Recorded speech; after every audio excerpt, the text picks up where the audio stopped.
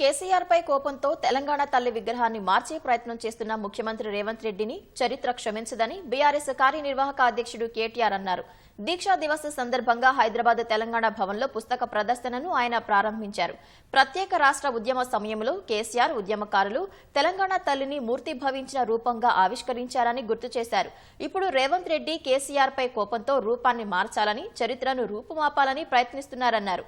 ఇందిరాగాంధీ హయాంలో ఆవిష్కరించిన భారతమాత రూపాన్ని వాజ్పేయి మార్చలేదని, సీఎంలు ఎందరూ మారినా తెలుగు తల్లి స్వరూపంలో మార్పులు చేయలేదన్నారు.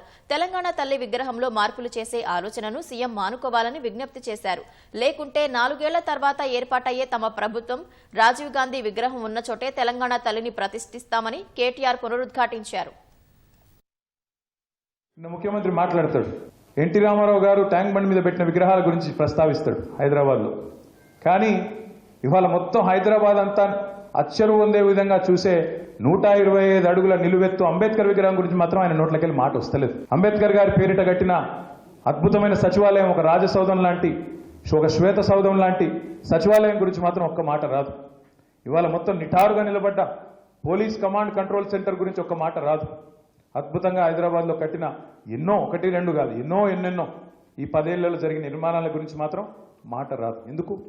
ఎందుకంటే పరాజితుల చరిత్ర మలిపేయాలి, మరిపేస్తే ఏదో మలిగిపోతుంది అనుకునే ఒక మూర్ఖపు ప్రపంచంలో ఈ ముఖ్యమంత్రి ఉన్నాడు. రిజర్వ్ బ్యాంక్ ఆఫ్ ఇండియా లెక్క ప్రకారం తలసరి ఆదాయంలో ఇవాళ అన్ని రాష్ట్రాల కంటే ముందున్నది తెలంగాణ రాష్ట్రం. అట్లాంటి తెలంగాణ రాష్ట్రం, సుసంపన్నమైన రాష్ట్రానికి తల్లి, తెలంగాణ తల్లి మూర్తిభవించిన ఒక దేవతలాగా కేసీఆర్ గారు, అదేవిధంగా తెలంగాణ ఉద్యమంలోని పెద్దలు ఆనాడు ప్రతిష్ఠించినారు 2007 సంవత్సరంలో. కేసీఆర్ మీద కోపంతో తల్లి రూపాన్ని మార్చే ప్రయత్నం చేస్తే మాత్రం చరిత్ర క్షమించదు. ఒకటి మాత్రం పక్క, మళ్ళీ 4 ఏళ్ల తర్వాత ఆ సెక్రటేరియట్లో తప్పకుండా జరగాల్సిన కార్యక్రమం జరుగుతుంది. నువ్వు ఎన్ని కథలు పడ్డా, ఎన్ని కార్యక్రమాలు చేసినా తప్పకుండా మళ్ళీ తిరిగి తెలంగాణ తల్లే తన సరైన స్థానంలో ఉంటుంది.